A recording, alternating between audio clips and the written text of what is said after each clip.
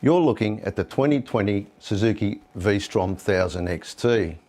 Now, for a new motorcycle, a new model, this bike spends a lot of time harking back to days of yore. After all, Suzuki's whole adventure deal began way back in 1988 with the monstrously large 779cc Dr. Big.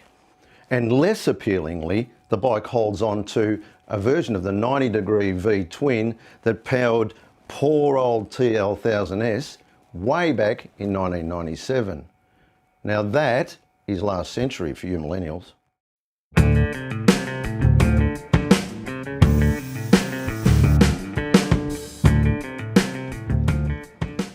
Okay, the donk is long in the tooth, and some will lament that the newest Strom didn't get a whiz-bang new power plant. Suzuki will say, well, if it ain't broke, why fix it? And who could argue? That engine is a gem.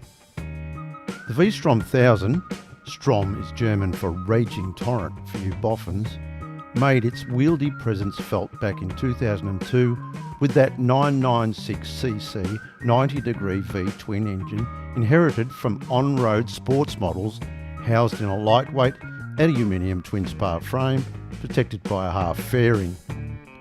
The designers got busy in 2014 with the model completely redesigned and the engine capacity increased to 1037cc's. 2018 saw a minor model change with a focus on new styling, linking back to the legendary DRZ Desert Racer days.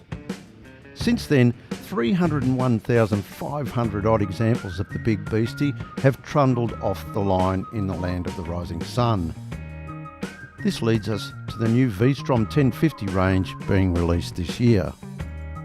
Suzuki engineers have increased output from 74 kilowatts at 8,000 RPM to 79 kilowatts at 8,500 RPM with considered timing and head tweaks. More grunt is now accessible higher in the rev range at 6,000 RPM instead of the more conventional 4,000 RPM of the previous model. The 1050 designation is a tad confusing, with the actual displacement remaining unchanged at 1037cc's. So why has Suzuki opted to now call it a 1050 instead of 1000? Well, 1037cc is closer to 1050cc than 1000cc, but Suzuki reckons the real reason is to acknowledge the boost in performance over the previous model. Yeah, okay, I'm not buying that spin, but it's pretty academic. The numbers are good, however you season the marketing soup. This here XT gets a wide range of pretty serious add-ons over the garden variety bulk stocker. Not just a grab bag of leftover gimmicks, but real world good stuff. For starters, this is the first Suzuki motorcycle featuring a factory fitted cruise control system. A little late to the game, but there we are.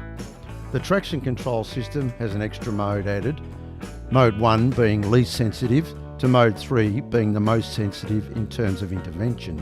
I stuck on level 1 and seldom noticed much intervention, even on the dirt. It's nicely calibrated. For the first time on a V-Strom, the Suzuki Drive Mode Selector, fancy terminology for power delivery modes, offers 3 different power delivery setups and you can select from 2 levels of ABS intervention. It's a comfortable bike. It's made for mile eating, no fuss transport. And on that front, I liked it. It's built tough, and when you're a long distance guy like me, you really come to appreciate that. So, it's pretty tricked out with clever electrics, but she's a stodgy looker for mine. Okay, Suzuki pioneered the Beak design back in 1998 with the original Dr. Big.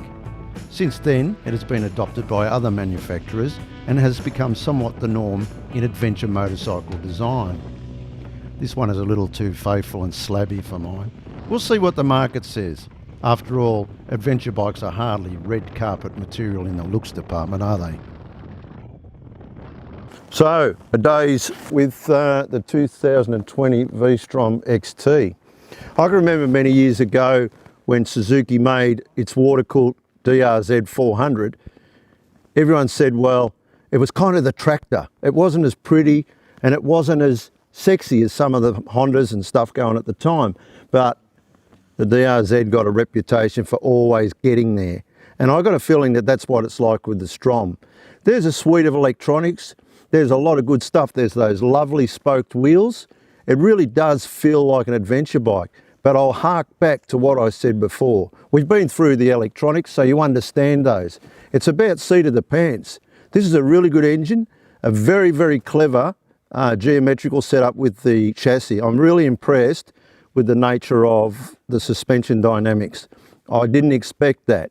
So yes, it's a little bit of a workhorse. Yes, it's a little bit of a bulldozer compared to some of that sexy gear. But let me tell you, that's a great engine with fantastic heritage, a really well set up chassis, good brakes, reasonable electronic suite, $29.90 right away. I'd be looking really strongly at the V-Strom XT if you're serious about going long distance riding. So yeah, pretty big tick from me. If you like what you've seen today, click below and subscribe.